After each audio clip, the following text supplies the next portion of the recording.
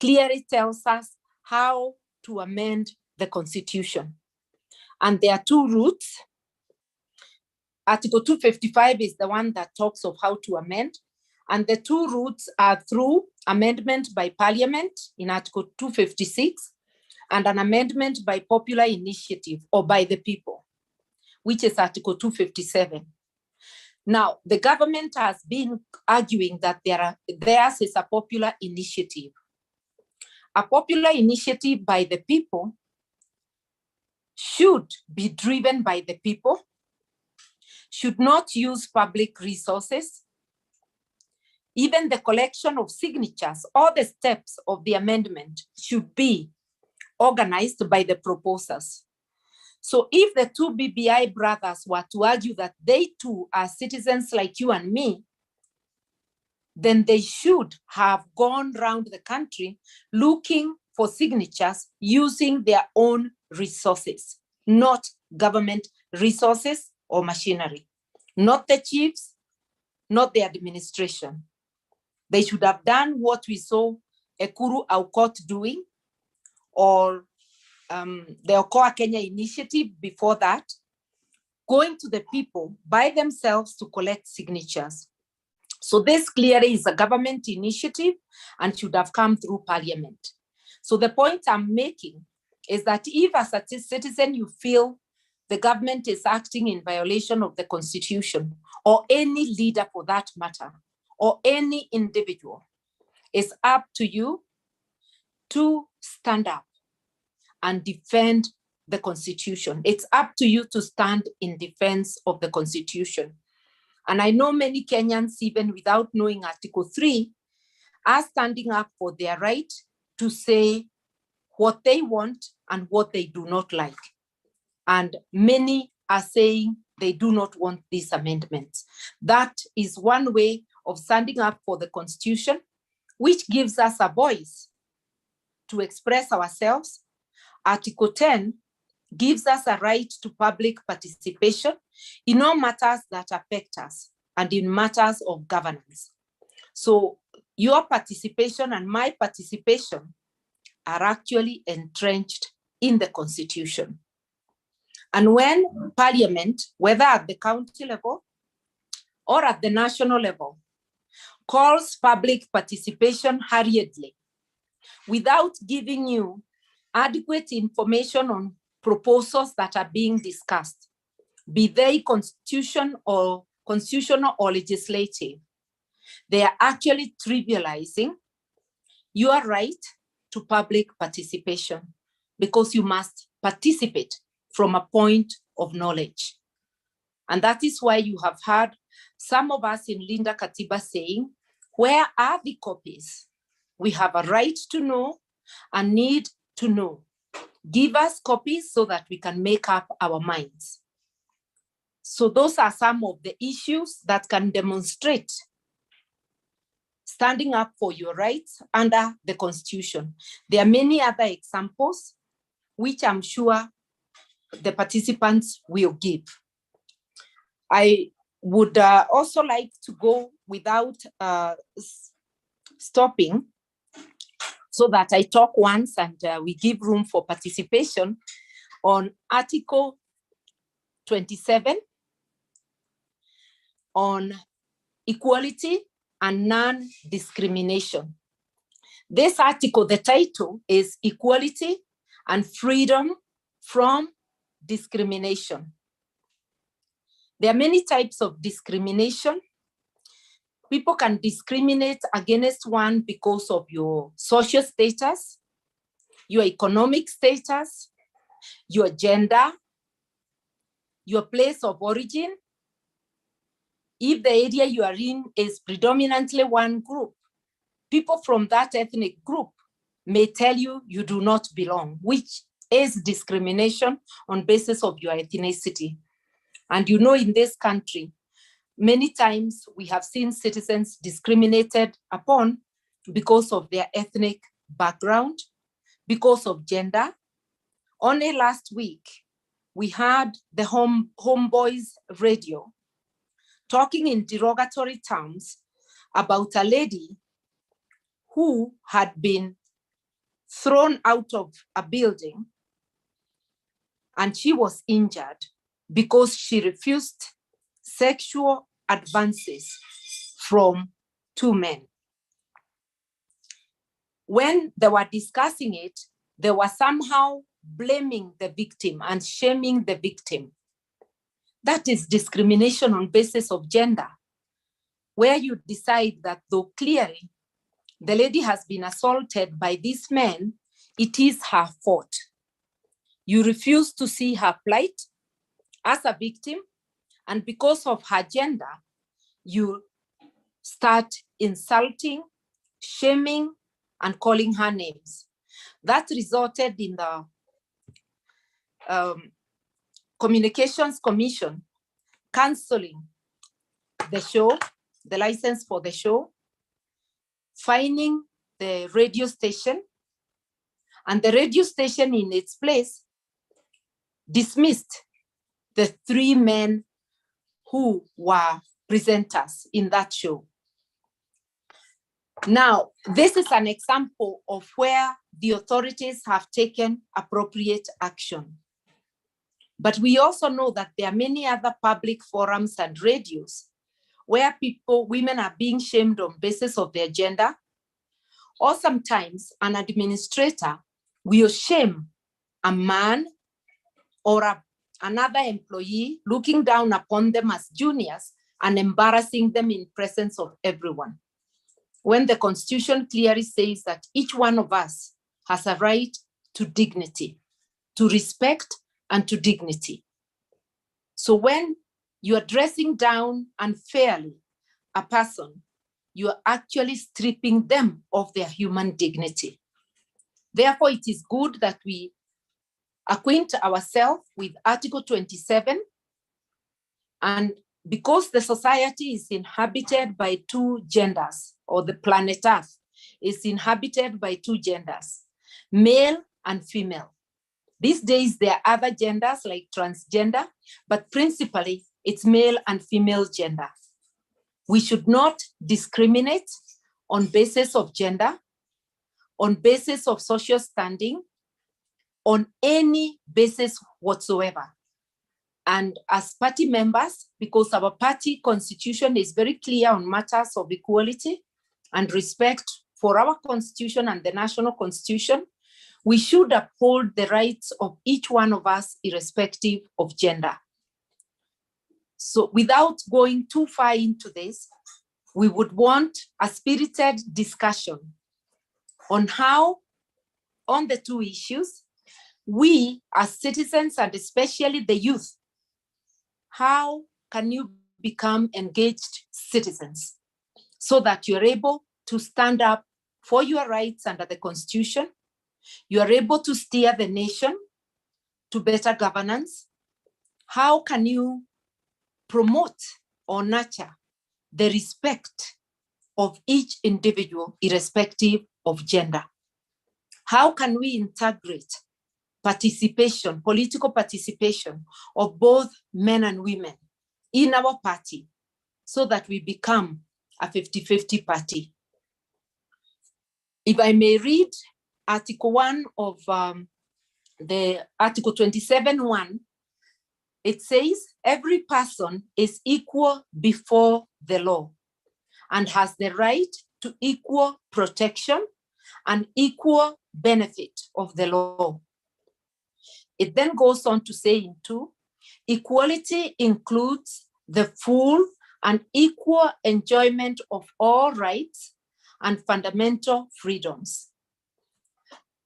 Article sub 3, women and men have the right to equal treatment, including the right to equal opportunities in political, economic, cultural, and social spheres. So men and women should have equal benefit and equal protection of the law. They should also have equal opportunity. How can we in Narc Kenya ensure that women and men have equal opportunity to participate in elections, not just as voters, but in vying for seats? That's a question I'm asking. And then going on, Article 27.4, the state shall not discriminate directly or indirectly against any person or on any ground, including race, sex, pregnancy, marital status, health status, ethnic or social origin, color, age, disability, religion, conscience, belief, culture, dress, language, or birth. So very wide grounds for non-discrimination. 5, a person shall not discriminate directly or indirectly against another person on any of the grounds specified or contemplated in clause 4. So you can see why the radio presenters are being punished as individuals, because they also cannot discriminate. 6, to give full effect to the realization of the rights guaranteed under this article, the state shall take legislative and other measures, including affirmative action programs and policies designed to redress any disadvantage suffered by individuals or a group because of past discrimination. If I may pause there, women, people living with disability, and even youth have suffered discrimination previously, being excluded from the mainstream of politics and economic life. It's still happening to some extent today. The state has an obligation to take remedial action, including affirmative action. And that is why you have heard so many times people talking, mainly women, about the affirmative action that the Constitution requires the government to take. Before I go to the 2/3 gender rule, let me finish reading Article 7 and 8. 7, any measure taken under clause 6, that is affirmative action, shall adequately provide for any benefits to be on the basis of genuine need, so that where it is not needed, we don't do it. Article 8, in addition to the measures contemplated in clause 6, the state shall take legislative and other measures to implement the principle that not more than 2/3 of the members of elective and appointive bodies shall be of the same gender. This is what we call the 2/3 gender rule or gender principle. And this is the rule which has pushed a secondary rule in Article 77 of the Constitution, which obligates the Electoral Commission after elections to allocate gender top-up seats to political parties in proportion to the numbers they have garnered in each county, so that we can fulfill this rule in the composition of the county assemblies. It's the same rule that obligates the state when appointing board members to ensure that they are women. It is the same rule that or principle that has made the Constitution obligate Parliament to pass a mechanism to fulfill the 2/3 gender principle in the National Assembly and Senate. And when they failed to do this, this is the same principle that made the Chief Justice, David Maraga, advise the president to dissolve Parliament. Article 27 is part of the Bill of Rights. And the Bill of Rights, which guarantees our fundamental rights and freedoms, is very important and has to be upheld so that we can all live in dignity and we can all access equal chances and opportunities. I don't want to go beyond there. I want to leave the chance for discussion. because time is not a respecter of persons. So over to you, Tabu.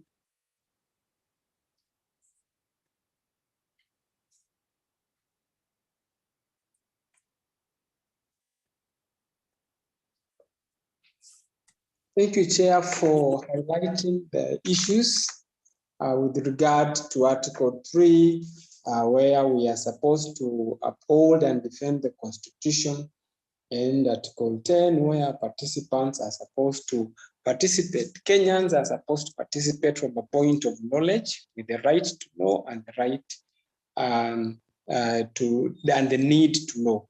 And then also the Bill of Rights that guarantees every Kenyan the right to dignity and respect. And also having shed light on the famous two-thirds principle and what it entails. Because members, this is your meeting, and the conversation is supposed to be informed by yourselves.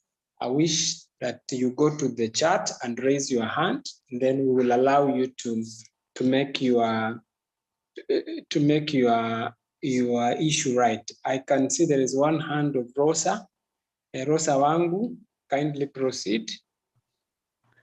Thank you, Tabu, for the opportunity. Thank you, Mahesh, for the nice presentation. But I have a question concerning the future representation of Kenyans in Parliament in reference to our current pandemic, COVID-19. And this pandemic is mostly affecting us young people because we are lacking jobs and we are being, we are unemployed currently. And also women who have to toil and every day, and now their jobs also have been, suspended or stopped. So how are we going to have representation in Parliament with such heavy matters on our backs? Considering that all these things are reliant on money and livelihoods, how are we going to do that? How do we achieve the 2/3 in the next general election as a party? Thank you, Rosa, for that concern. Let's get another person so that then we can deal with them together. The hands. Benson Njuki, take the opportunity, Benson Njuki, and then you'll be followed by Tekno Gidinji. Benson, the airwaves are yours. Okay, thank you for this opportunity. I really appreciate how Mother Carol has touched every bit. But my point of concern, it's about the situation that we young people we are in now, knowing that we are the most affected as far as the pandemic is concerned. How is the party handling the issue? Second, when it comes to issues na Linda Katiba, as she has said, she is enclosing herself and kakuing herself as the BBI, it's all about the one gender, the women gender. What about the other gender? How is this thing? How can we protect the young people in the society? Let's not cocoon ourselves in one situation that it's just for the nominations and whatever, whereas we have other issues affecting the society. Okay. Thank you, Benson. Tekno.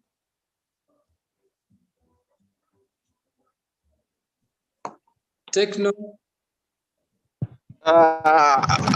Okay, this is Tekno speaking. First, I would like to appreciate the Narc Kenya Party and our chair for having found time to really come and give us a lot of insight in terms of the Constitution, and also for CMD for hosting us. So my question is, I would like to look at Linda Katiba from the prism of the whole Constitution in terms of the governance changes that we are going to have. We have also things that we presented when we went to KICC, where we were calling for proportional representation. how are we going to really push for those issues still as Rinda Katiba? So I'd like to hear more of that. Then when it comes to issues about gender and youth, as a party, I can say that there's a lot we have seen in terms of capacity building.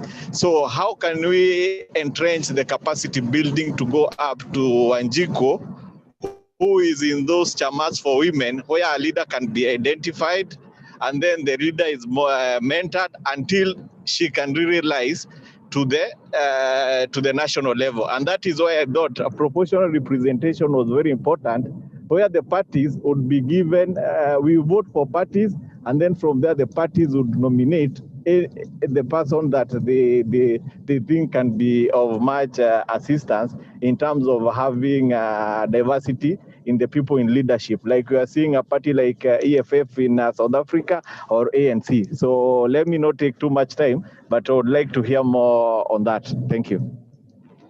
Thank you. Because we don't have any other hands as at now, allow me to present Mahesh to respond to the three issues as raised by Rosa. Rosa wishes to know, amidst this COVID-19 pandemic, how are we really going to achieve the 2/3 in the next parliament? Benson wishes to understand how the party is handling the issue of the pandemic, and especially for the young people, and equally wishes to understand how the party is protecting the young people during this pandemic. Lastly, Techno wishes to understand how we shall push the issues that we presented, especially with regard to the amendment to the inclusion of the PR as our system, as opposed to the first past the post, which is currently is. And then two, how do we entrench issues that the party has been doing to get to the woman in mashinani, so that she can rise from the grass to the grace. Karibu Mheshimiwa. Thank you, Rosa, for that question about future of representation in the light of the pandemic. It is, I am glad that it is from the participants that we are being forced to look at the context in which this webinar is held. We had hoped to come to Nyeri physically, but because of this third wave, movement has been banned, and Nyeri County had banned public gatherings even ahead of the national banning. So the context is very important. COVID has affected not only livelihoods of a majority of the people, affecting the youth disproportionately, because they are the majority working in the sectors that are affected, whether it's restaurants, bars, transport, tourism. A majority, please mute before talking. So the youth are truly affected, and generally livelihoods have been affected.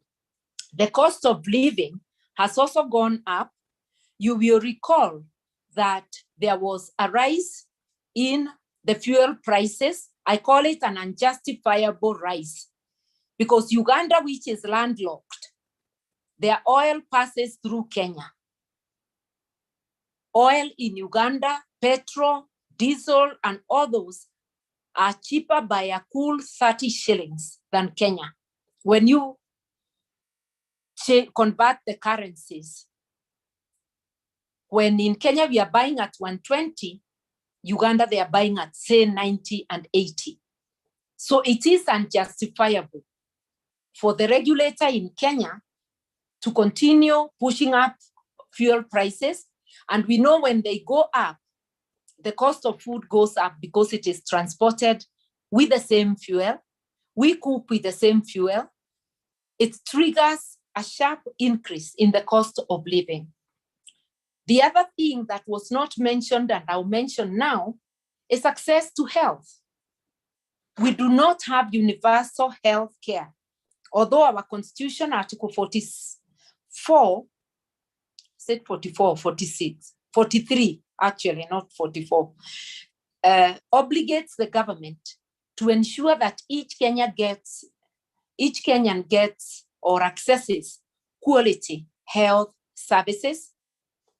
each child accesses education, every person has shelter and adequate food. So at a time we are oppressed by the pandemic, the government should be looking into expanding cash transfers. And some of you may have heard us as Narc Kenya issuing a statement to that effect. They should be expanding the cash transfers to cater for the many people whose livelihoods have been affected. We should have access to health. How shall we fight the pandemic if the average person has no access to testing and treatment? The government should take up these costs.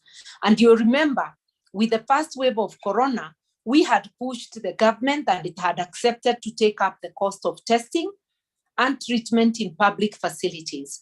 But they did so only for a while and then dropped. This third wave is worse than the other two, the previous two. How on earth are citizens going to cope without the government extending access to testing and treatment in public health facilities? How are we going to survive without the government doing its duty to ensure that there is capacity in our hospitals, in our county hospitals, to treat the critically ill? Failure to do that is condemning the average person to death when they get sick. And yes, people are dying waiting for beds because everybody is coming to the center when they are critically ill. Now that there's containment in 5 counties, it will even be more difficult, even for people with money from counties where there are no facilities, to access healthcare. So these are the things that we ought to know. When we have a good knowledge of the Constitution, we then, as engaged and active citizens, will demand our rights from the government. We will demand that we be cushioned by the harsh effects of corona. How shall we ensure gender representation? Even in bad times, if elections are called, we will have to stand up and try and get us better leadership than we are having at the moment. Because if we have a leadership that is committed, they will be talking to us and taking forward the agenda that we, the people, want. If we had committed leadership, today they would be prioritizing your health, job opportunities, and one way of creating jobs is ensuring that Kenya has enough vaccines. My phone is about to go off. I'll have Tabu, as I talk, may I request you to send me the link as I think I have seen it here because I'll have to log in. I'll have to log in through another device, but since this one is still working, I'll continue talking. Can you hear me? Can you hear me? Yes, we can hear you. Yes, we can hear you. We can hear you. Okay, I'm almost joining on my other device, so now I can put off here.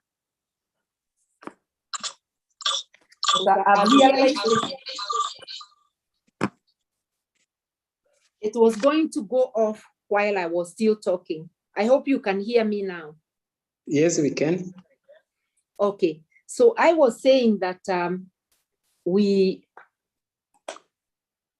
still will have to participate in elections because nobody else will help us elect good leadership.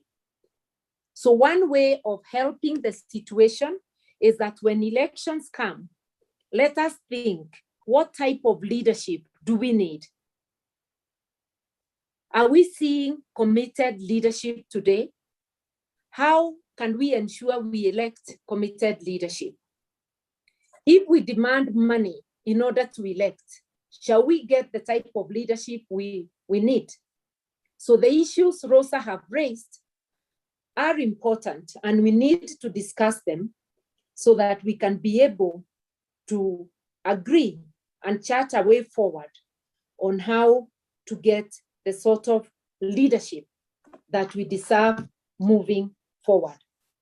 And even though we are suffering a pandemic, we still must worry about ensuring that both men and women are elected. We must fulfill the dictates of our constitution.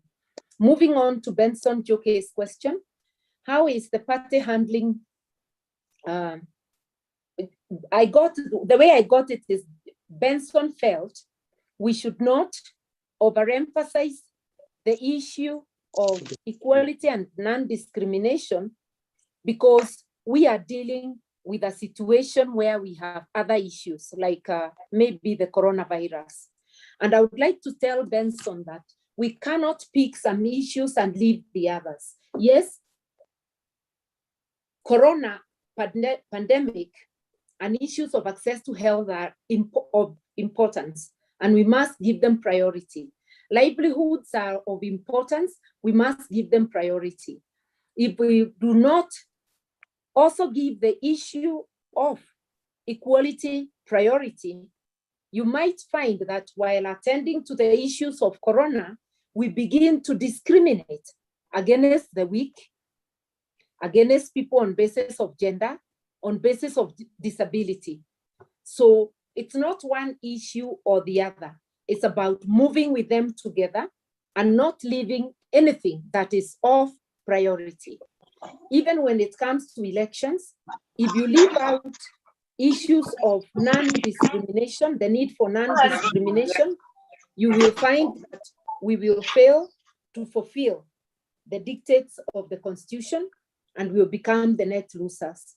Techno, you talked of Linda Katiba, the issue of the fact that as Narc Kenya, we had presented proportional representation as the better method, where we elect parties and not individuals. I would say for now, because as a party and also as individuals within Linda Katiba, we have felt that constitutional review is not a priority at this time. What is a priority is implementation of the Constitution and fighting the corona pandemic and its harsh effects, which include joblessness and livelihoods and access to health. Therefore, when the time comes when Kenyans can talk of opening up the Constitution, we will champion our preferred method. But for now, because our case is that other than the fact that it is not opportune to amend the Constitution, these amendments are illegal right from the start, because it is a case of the government trying to use the people's opportunity. So the whole thing is unconstitutional, and we do not want to join them, asking them to do any amendments. But if they show willingness to start afresh after the pandemic, not now when we have so many other urgent things, then maybe at that time we could engage. Finally, the question was asked, how shall we reach Wanjiku? How shall we reach the ordinary person? And I want to say, it is me and you. We are here as the leaders. Not everybody has been invited because it is not possible. You are our ambassador, as ambassadors, as the youth. And individually, you are our ambassador. After this engagement, the understanding you acquire, please go down and make sure those around you, make sure our members and the public acquire similar understanding. Thank you. Thank you, Chair, for that round. We are inviting more questions. Please go to the chat and raise your hand so that we can pick. But remember that you have been reminded of Article 43 of the Constitution, which actually gives you, which is economic and social rights. Nelson, kindly take the airwaves. Nelson. Hi, thank you. So I'm Nelson from Nyeri County. Thank you so much to Mother Karua and the team for organizing this. So I have like 3 questions. One is that in this whole BBI mess, we seem to lack clarity as to why exactly we are against the BBI or any amendments to the Constitution. So the lack of clarity is a problem to me, because we seem to say Linda Katiba, but the citizens out here cannot really tell what exactly then we are against. Okay, so my challenge or question to Martha is then, what the clarity? Why are we lacking the clarity in this sense? Secondly, it's about party ideologies. So I know Narc Kenya, Jubilee, ODM, they all almost suffer the same lack of a party ideology, and more seem to lean towards the ideology of the party leader. And so how do we then address this? Because I would love to be part of a party where I understand where we are headed. And you saw when ODM Raila shook Uhuru's hand, that's not the ODM ideology at that point, but it had to follow what the party leader did. And now that became, the handshake became the new ideology. And so we seem to be struggling as a country around political parties, forming ideologies. And so my question again to Mother would be, for Narc Kenya then, what is maybe the party ideology? Thank you. Thank you very much, Nelson. We have Julio Ashira. Julio Ashira, please, the airwaves are yours. Hey, hello everyone. Thank you for the waves. I have a question I'll just pose a question to everyone. It will just be a point of discussion. Most of the youths under 35 years right now don't have jobs around, and there has been low-key of Kenyans going outside and in the UAE, and we have problems, and most of Kenyans are suffering out there, and we are not listening to the waves that we're given, and we are not heeding to the warnings. As a party leader, I would also want you to tackle and please just raise a voice and give more onto it about the struggles and what everyone is facing out there. More to that, right now we have not a partial lockdown of the disease affected zone 2, of which you find most of the youth never went home. We don't have anywhere to go. We can't go back to our counties. For example, most of the youth in Nairobi can't really go back to Murang'a, Nyeri. We have a problem with that, and most youths are suffering out here. And there was an incident around my place yesterday. Someone had to rob to try and get home. Please raise a voice on that. Thank you. Thank you very much, Julio Ashira and Nelson. Apparently, right now, we don't have any other hand. Kindly, Mheshimiwa, respond to the two. Now, before I respond, I want to ask the participants, because Nelson has said there's no clarity on why we are opposing BBI, even though I have talked about some of the things right here. And he has also asked what is the party ideology. And I'm asking among the participants, is there anyone who would like to explain to Nelson what Narc Kenya's party ideology is? Anybody who would like to attempt before I go to it? Participants, you have been given the opportunity. It's just a chance of seeing whether we have bothered to know what the party stands for. Before you call it your party, you ought to know what it stands for. Does anybody know who is on? Even if it's just kujaribu, I will still answer.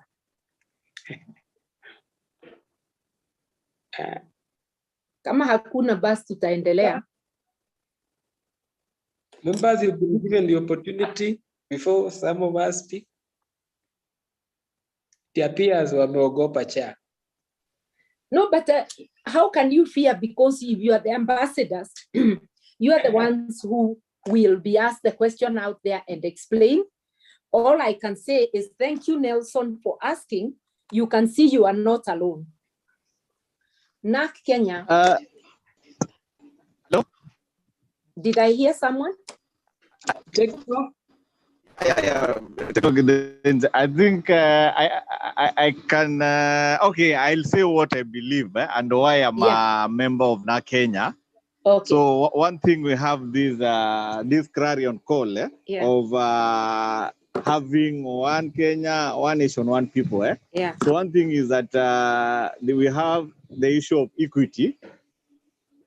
That we represent that one so well, and about the fidelity to the law.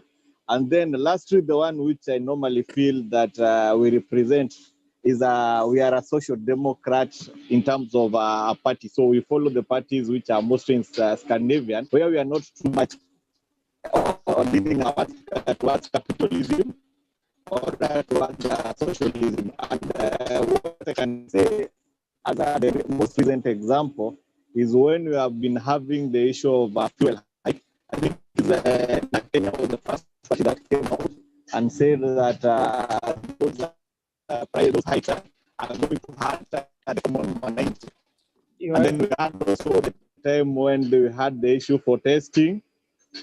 We are also the party that pushed the government to make sure that we have testing is available and the hospitals are equipped.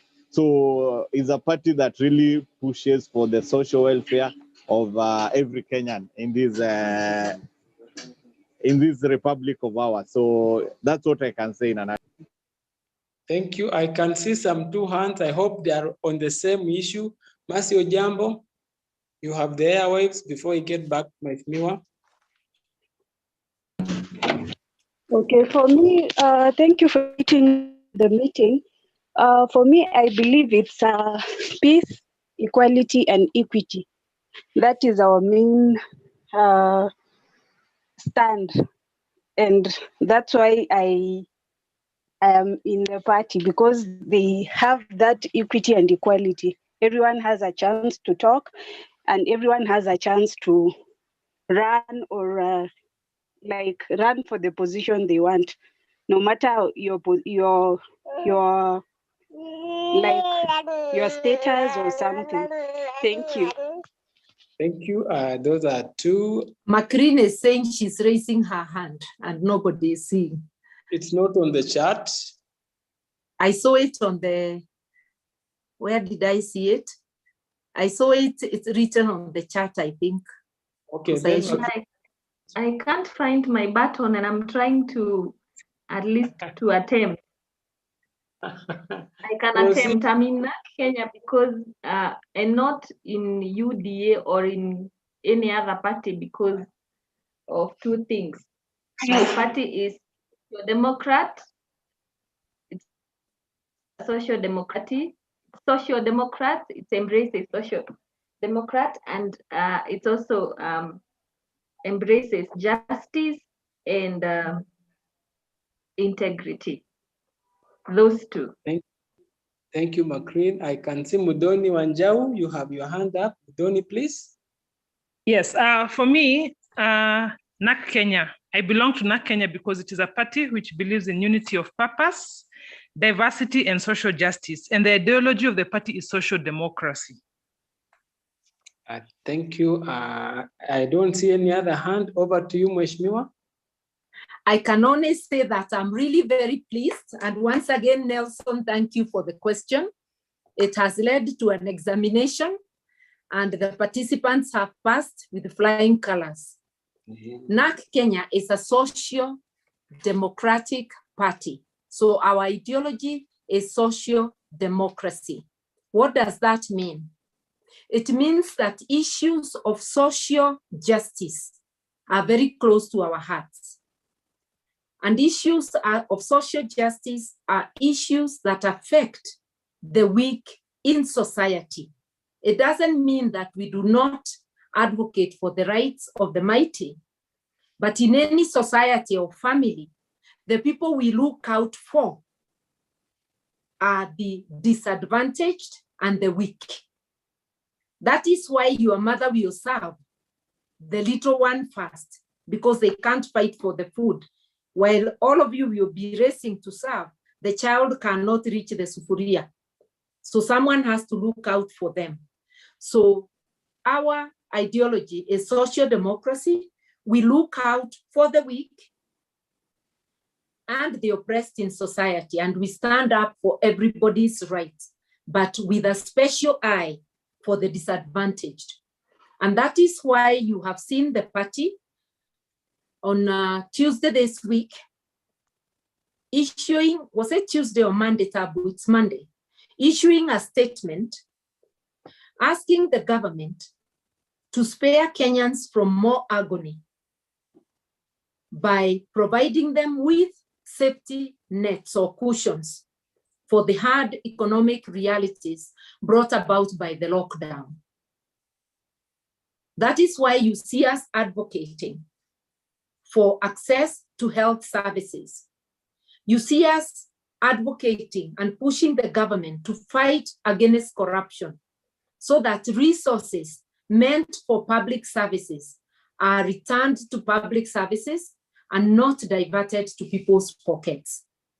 It is true, Nelson, a lot of political parties will claim the same ideology, but I think our actions as Narc Kenya speak louder. When nobody else is calling out the government on these issues because they do not want to offend, we are calling it out and telling them, you have to look out for the weak in society, you have to protect our resources. So we do have an ideology. And if you look at the constitution of Narc Kenya, you will see our ideology clearly spelled out. We also stand for the rule of law. And when you uphold the rule of law, there will be good governance, respect for human rights, and democracy. Because when you respect rights, there will be democracy. But in a nutshell, our ideology is social democracy. And you can Google and read more about social democracy. Why following the rule of law is very important? If we do not follow our constitution that respects gender diversity in our committees, in our meetings, that respects the rights of those with disability, then the end result is that the groups that are already marginalized will continue to be marginalized. Yet the society is made up of all these groups. And we keep on saying that talents, yani ujuzi, resides in all these groups. Talents reside in men, in women, in people with disability, in the marginalized. So when you include all these groups in society, then we are the better, because we will be able to rely on all these diverse expertise brought on board, and we will care for each other better. A country is like a family. We have to look out for the weak. We have to cushion each other against shocks. And that's why we put our taxes in the same basket and we use them for the good of society. So I think to that extent, I have answered part of Nelson's question. And if you allow me, I would again ask participants to help me answer the second limb of Nelson's question. Why are we opposing the Constitution? Nelson says there is no clarity. I want to find out if there is anybody else who knows why, and therefore whether there is some clarity to which I can add.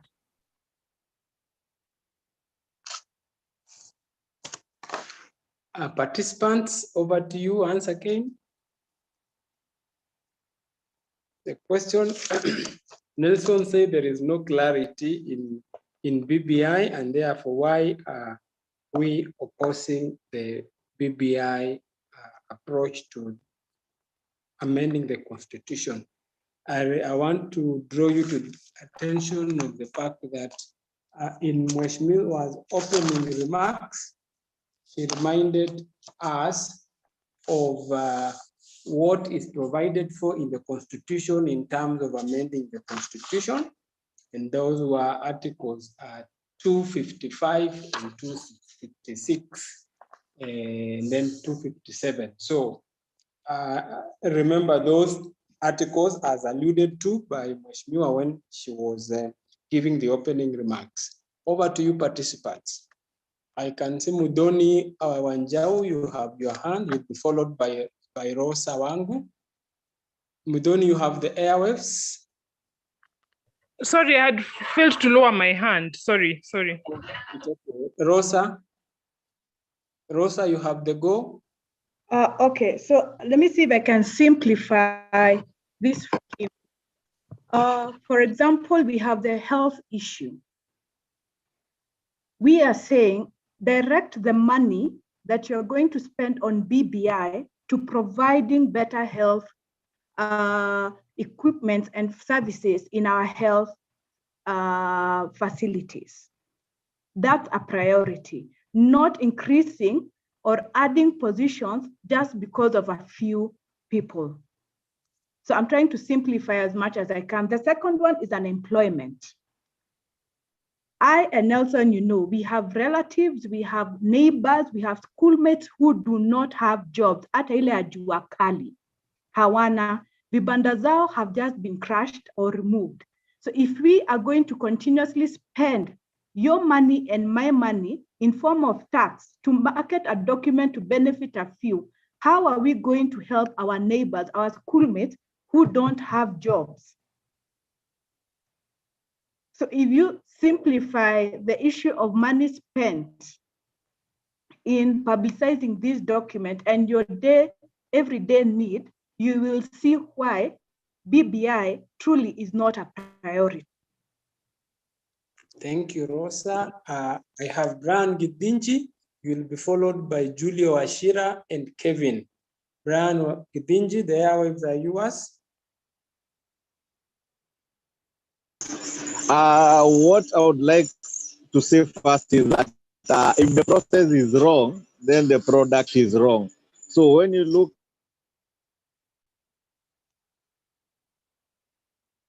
we have lost Brian. Taken through by the chair, we have. So now, when you look at it, we did not take the route that we were supposed to take, because this one cannot be called a popular initiative when we know that even the provincial administration was used. That is one. Brian, from there. Hello? You have a network issue, Brian? Yeah, no, can you hear me now? Yes, we can. Okay, the last one is, we know how the counties have been twisted.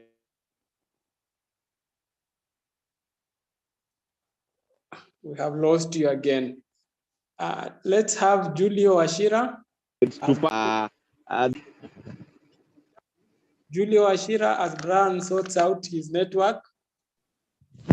Hey, hello everyone. Thank you again. I'll just touch on three things. Let's start with devolution. On why Narc Kenya is not supporting and why we have Linda Katiba. We already have on what we are building, the so-said BBI is not gonna work, and it's going to be shameful. It's because we already have marginalized communities of which they are not yet sorted out. We have, I would also touch on, let's say, on health workers who are dying each and every day because we don't have the protective equipment, of which we know the leaders themselves have taken them and have stolen them. We have water scarcity, and these are the things that we need to focus on, not just change the whole bill and pump in more than 10B into one booklet. Also on children's being under the trees, and the ministry is okay with that.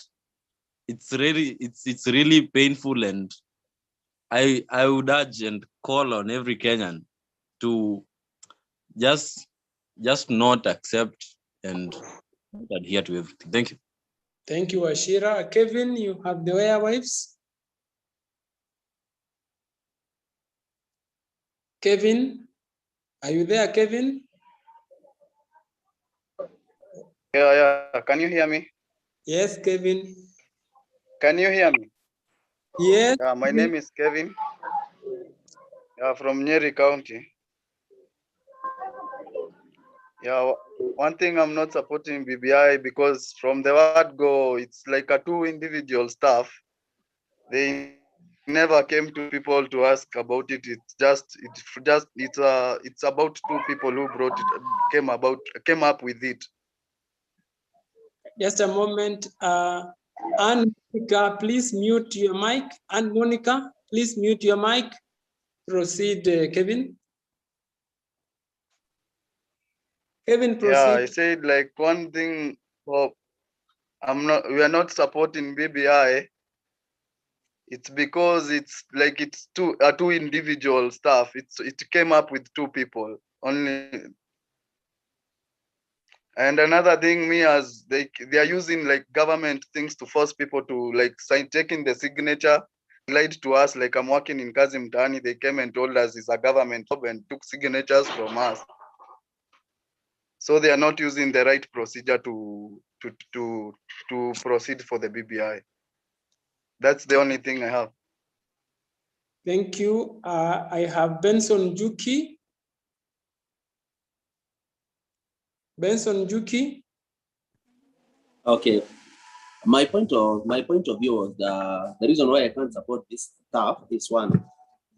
In fact, it is taking the power from the public and taking it back to the boardroom. That's number one. Second, it's the mode of channel they are using. Like in Navy, they are bulldozing everything. Like you must. You know, they are forcing us to take it, whereas we are not interested by anything about it. And the last point is the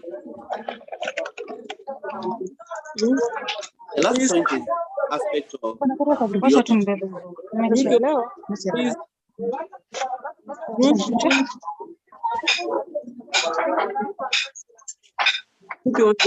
please mute your.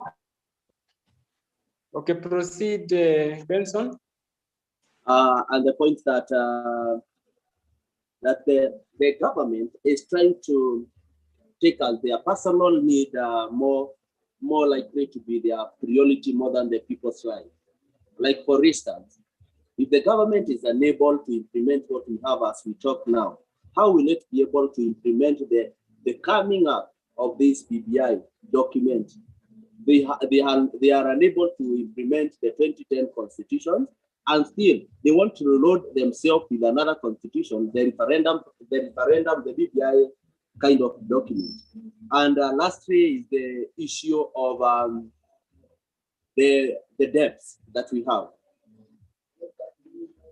Being one of the Kenyan who really feels, who really knows more about economy, we cannot live on borrowing and taking loans. Whereas the retro thing that we have,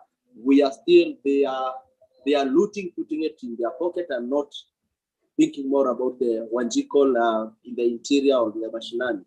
So to me, even if itengenezwaji, even if they sugarcoat it, I can't buy the narrative. For me, we don't need the BBI document. We don't need the referendum. We are good the way we are. Let's implement what we have in hand, and the Kenya we want will be at its point.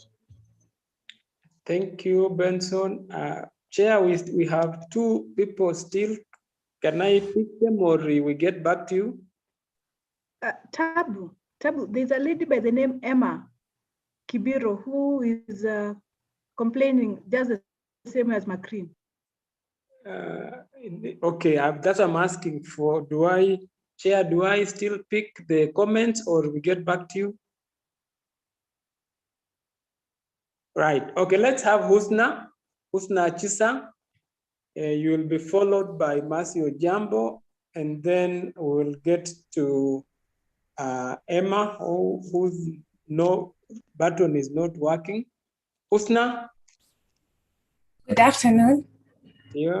I think why we are being against BBI is because by allowing it, it will be like we are bringing back the repealed constitution of 1963, where so much power was concentrated among the executive arm of government, which will lead to denial of power to be shared amongst, horizontally to be shared amongst the other arms of government, vertically amongst the other arms of government, that is the judiciary and legislature.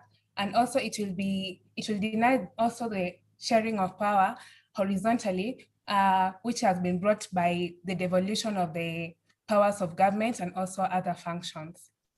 Thank you. Thank you. Mercy, then I can see Wycliffe, you will be the next. Mercy, take the airwaves. Okay, mine, I'll say we are not supporting BBI because first, the previous constitution has not achieved what it was meant to achieve, which I feel like when we sign for the new, the new constitution, which is the BBI, we will like tie ourselves again in another cocoon where we cannot come out. So for me, I feel we're not supporting it because it has not reached its end of the bargain. Thank you. All right, Wycliffe, tell us why you feel we are against Bibingine. Unmute, please. Wycliffe, proceed. Unmute. Wycliffe, you are talking to yourself. Unmute. Wycliffe, we can't hear you. I want to ask this question. If today we are being told that 15% is what is due as the minimum, and we are not achieving it, where will we get 35%?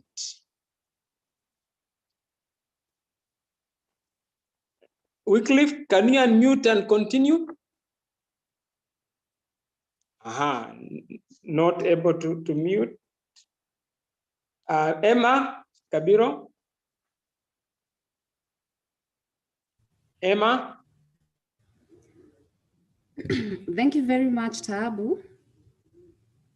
Okay, my reasoning would go towards the gender inequality perspective, because I see there lacks genuineness on matters of gender and equality. Because I see the proponents of the BBI trying to tell women that BBI is the solution for women, and I ask myself how, if a governor is being told to consider with no legal obligations to consider a running mate who is a woman, but it is very hard to have the top 5 proposed positions shared between the two genders.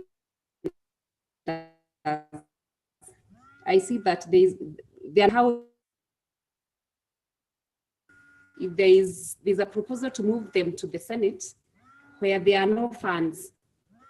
You see, women empowerment with no funds, I don't see any empowerment, any relationship between them being moved to the Senate with no funds and them being told that we are being empowered. Again, I don't see any point in amending a constitution that we have not fully implemented. That is my take. Okay, thank you. Those who are unable to unmute, you can type on the chat. The chart, Nelson is telling us that, do you know the Constitution Amendment Bill 2020 mentions nowhere the 7-year tax holiday or the 4-year health grace period? It is anchored nowhere, yet our youth are not aware. Wanaambiwa how they shall gain, yet those two promises are not in the bill. We've had cases of everyone has anchored their demands, and the goodwill is on the MPs. Another is an clarified issue, has the 15% argument.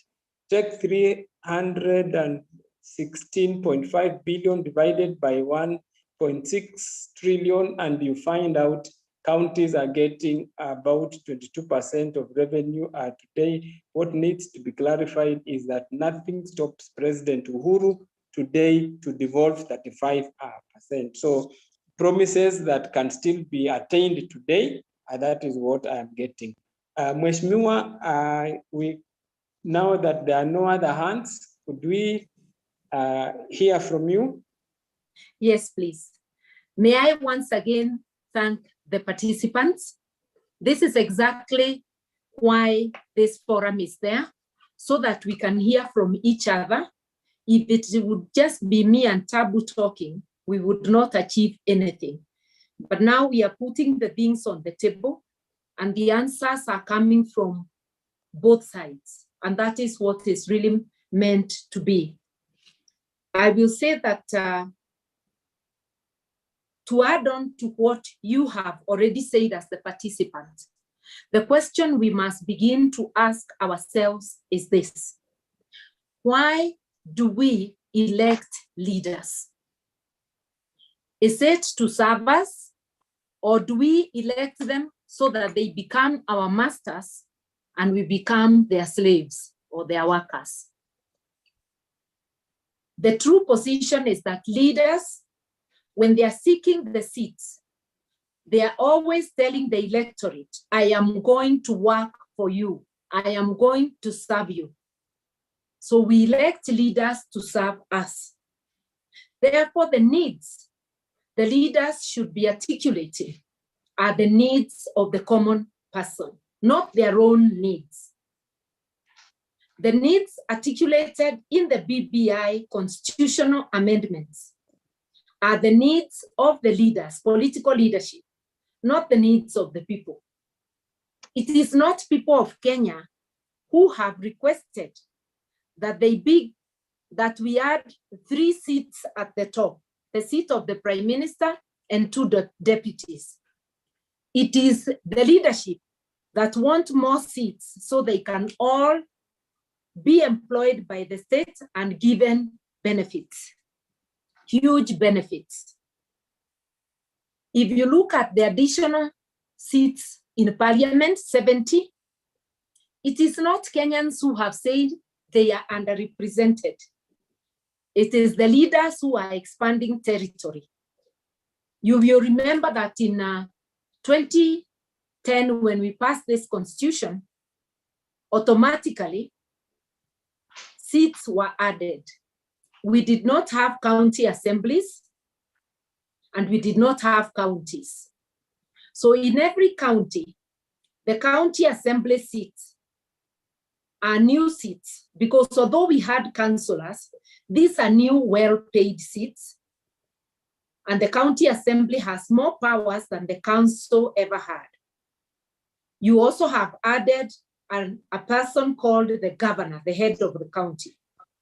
You have a senator, it's a new seat. A women rep, it's a new seat.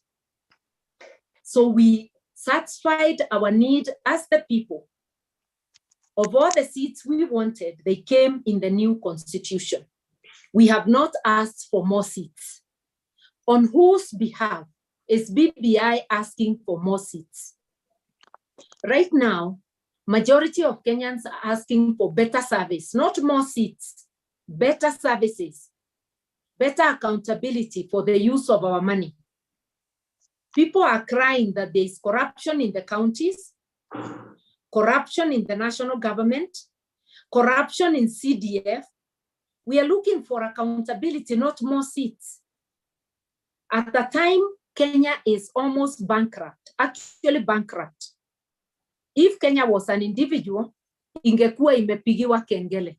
We would have gone to the auction. But because we are a nation, our leaders pleaded with IMF and other funders, and they were given a moratorium of 6 months. We are in the third month actually, because we could not pay our debts.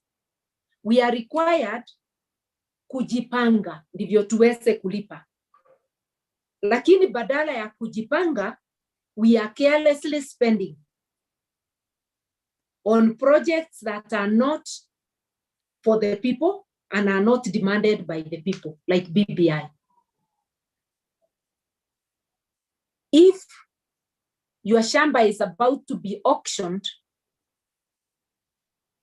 would you start buying a car or bringing more stones to expand your house on land that is about to be auctioned? Or would you try to pay the debt?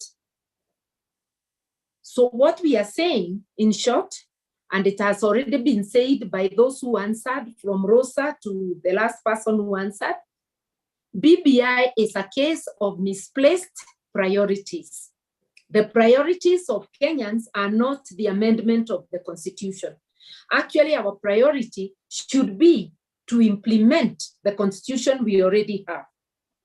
I have mentioned to you that Article 43 of the 2010 Constitution entitles you, the unemployed, social support. But it has not been implemented. They are giving little social support to the old, and not even all the old people. Only the first people they took. Many others have attained the age of 70. They are no longer registering. They give money to a few orphans, not to all. At a time when we are crushed by the pandemic, they should be expanding the social support to cover the jobless, to cover those who are unable and have lost their means of livelihood.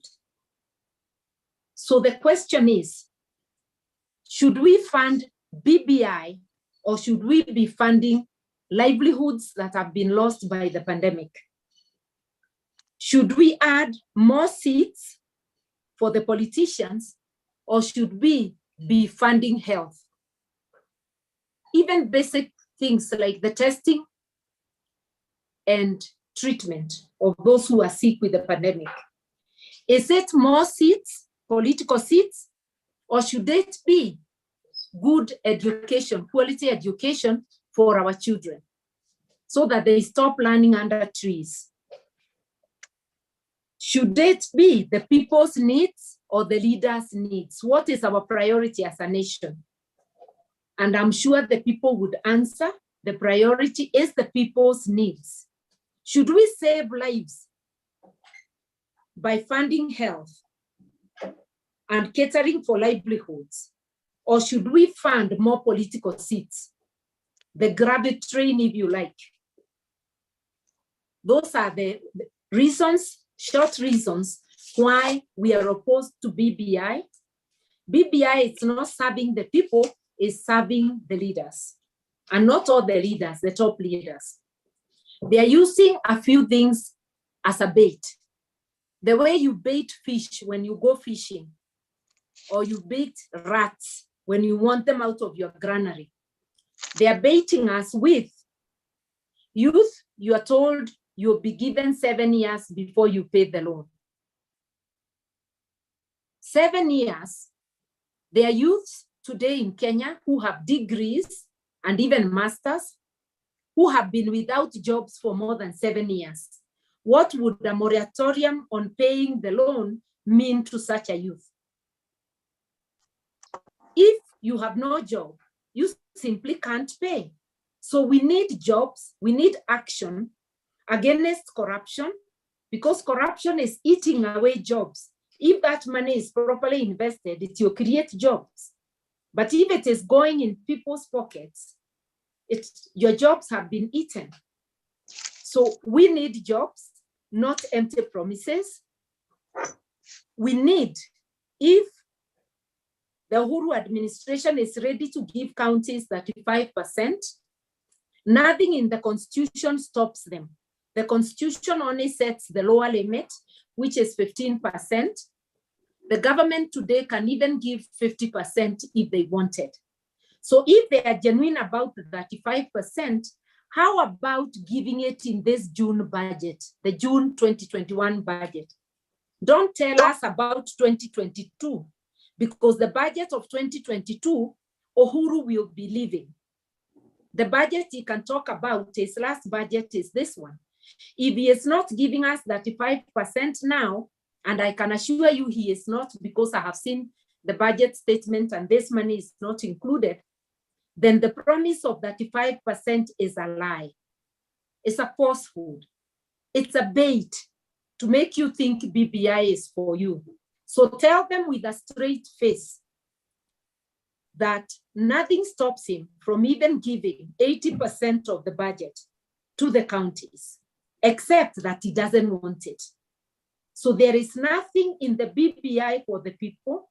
It is not about people's priorities and needs. It is about the leadership. They want us to become their servants and they our masters. While the Constitution says people are supreme and the leaders are their servants. So it is trying to steal our place, that our priorities are what should matter. Our needs are what should matter. Flipping it and making it that the leaders' needs are what will matter. And like Brian Gedenji, or Techno Gedenji said, BBI is a matter, it started, the process is wrong, and therefore it is wrong. It started in an unconstitutional manner by stealing the people's window for amendment, misusing the people's resources, using the administration, coercing the people. Therefore, if the process is wrong, the product is wrong. I hope that will help us. Thank you. Thank you very much, Ms. Miwa. We are taking the third round of questions or comments. Those who have issues, kindly go to the chat and raise your hand so that we can give you an opportunity to ask. Yeah, please also note that we are 30 minutes to closing. Yes, that is noted, Mheshimiwa, thank you. It appears like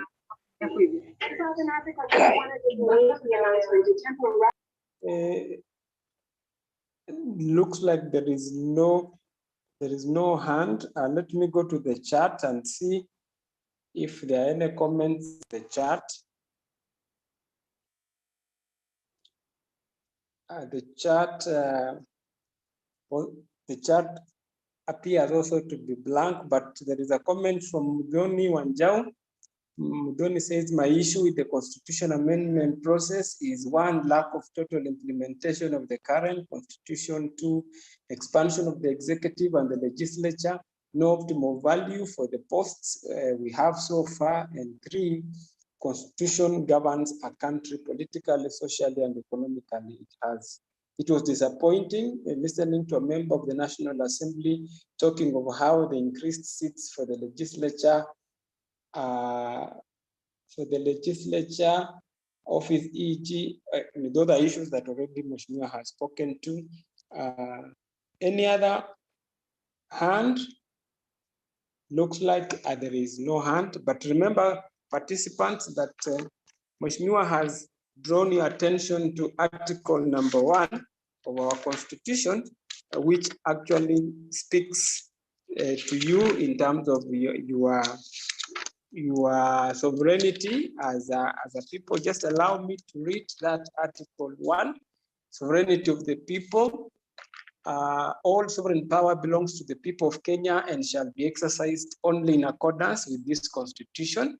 The people may exercise their sovereign power either directly or through their democratically elected representatives 3, sovereign power under this constitution is delegated to the following state organs, which shall perform their functions in accordance with this constitution. A, Parliament and the legislative assemblies in the county governments. B, the national executive and the executive structures in the county governments. And C, the judiciary and independent tribunals. 4, sovereign power of the people is exercised at the national level and the county level.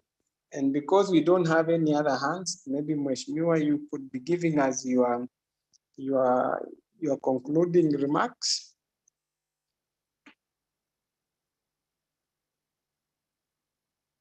Hello, Mheshimiwa.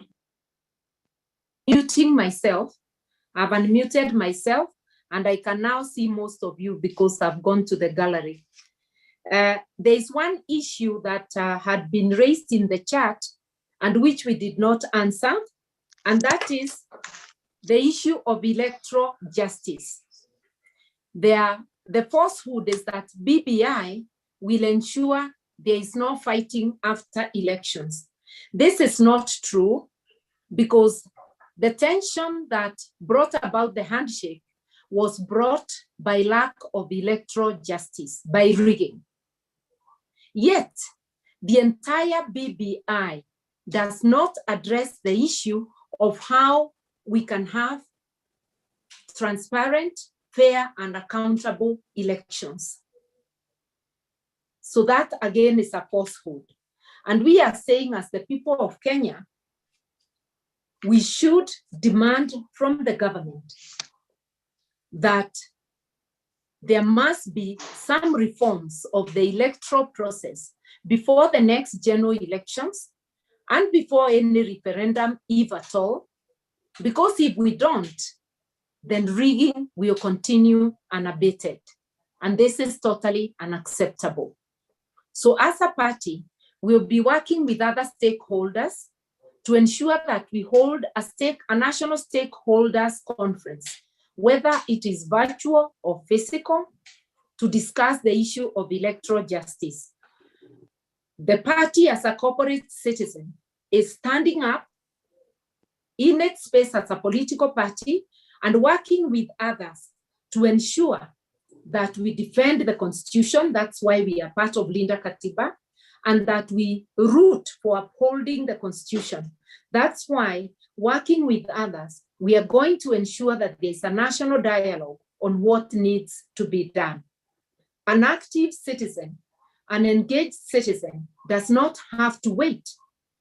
If the elected leaders fail, we take up the space ourselves and lead the nation, together with others of goodwill, on addressing the ills that need addressing. And you can see that through the grace of God and the Harambe of Kenyans, BBI is already hitting headwinds. It may sambaratika on its own. So our efforts will not have been for nothing. So that is the beauty of being an engaged citizen, whether corporate or individually. And I'm asking you all to individually and collectively be ambassadors of defending the Constitution and ambassadors of our party, inviting others to join so that we can have a chance of taking over counties and together with others taking over the country so that we can guide it in a manner that respects the rights of everybody and takes the needs of the people ahead of the needs of politicians. When politicians' needs become the priorities, that is called a parasitic model, where your money is used for the leaders while the population is dying of a pandemic called Corona. While our money is used for the leaders, while sections of the population are going hungry, cannot meet livelihoods, while the youth remain unemployed. Thank you. Chair, sorry, there are two issues on the chat which you could kindly help as an officer of the court. One member is asking, where are we with the court cases against BBI? And the last one is, can Parliament amend the BBI bill? Sorry for that. That's okay. Now, where are the court cases? They are still ongoing, but there has been 2 injunctions by the court. One telling the IEBC that even if Parliament passes, they cannot proceed with the referendum.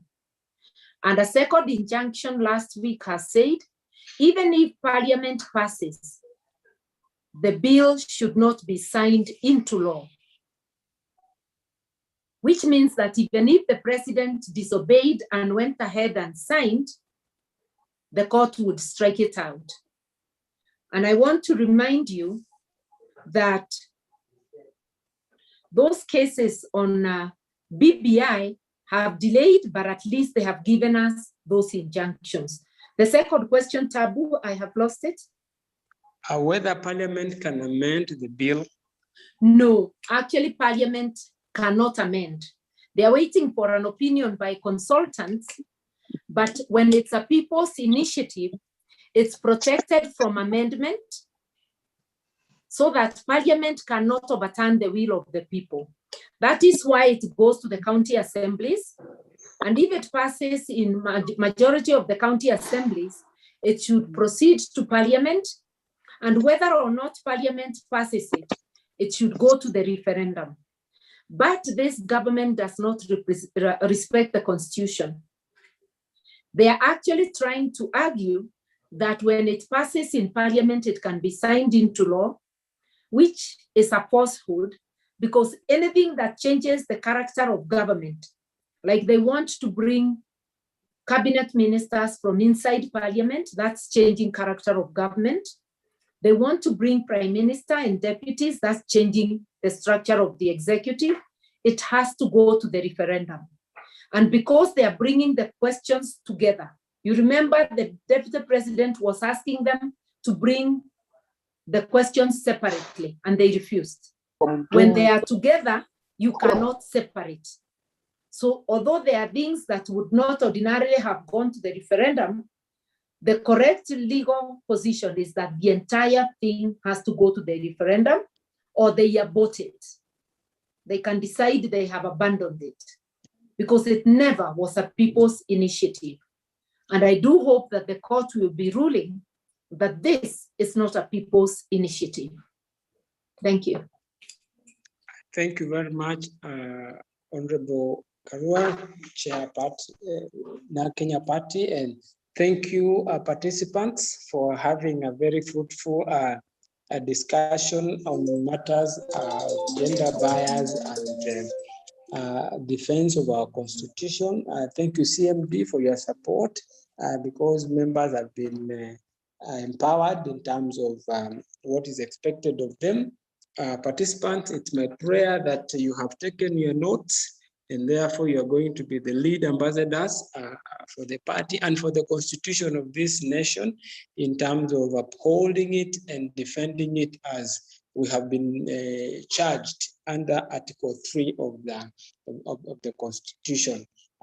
Without any further ado, I wish to wish you all the best as you undertake your responsibilities as Kenyans, collectively and at the individual level, so that we make this country the model country of the world. Asanteni sana na mbarikiwe. Until we meet again, adios, amigos. Tabu, have you finished? Hello? I didn't hear that last part. Are we finished? Because I can see we have 20 minutes. Unless if we want to continue, but the members are not having no issues with you, or we proceed. Okay, I can make one last remark as you sign off. Okay, proceed, Chair. That last remark is just to ask the members on the BBI. If the document is good, the way we are being told, and it's for us, how come they cannot allow us to read it? Because in the previous constitutional amendments, in 2005 and in the 2010 Constitution, the government circulated the entire document to the people. This one we are not being allowed to see. Ni kama tumefungwa macho, tunaambiwa pitisha bila kufungua macho. I always say, anything that you are being forced or coerced to take, and for which the county assemblies were being bribed, it cannot be for you. We are being baited, and those are the things. So let us use our faculties. Let us discuss out there. You do not need me. Your own understanding is enough to enable you to stand and reason with the people. I want to thank you very much and to urge you to continue being good ambassadors of the party. We will continue engaging. When this virus gets away from us, we will engage in person. But for now, let's continue being ready, recruiting new members, getting candidates, and organizing ourselves to take over our counties come next general elections. Asanteni, muwe na Pasaka jema. And once again, to our partner CMD, thank you very much. Bye. Thank you, Mheshimiwa, for those parting shots. And members are now at liberty to leave at their own pleasure, but taking into consideration the charge that you have been given, knowing too well that 2022 is next year, and precisely on 9th of August, the next year we are going to the general election. So how prepared is Nyeri County with candidates? How prepared is Nyeri County in terms of wrestling power from those who are holding it today? Brian and team, we wish you well as you organize Nyeri County. Asanteni sana na mbarikiwe.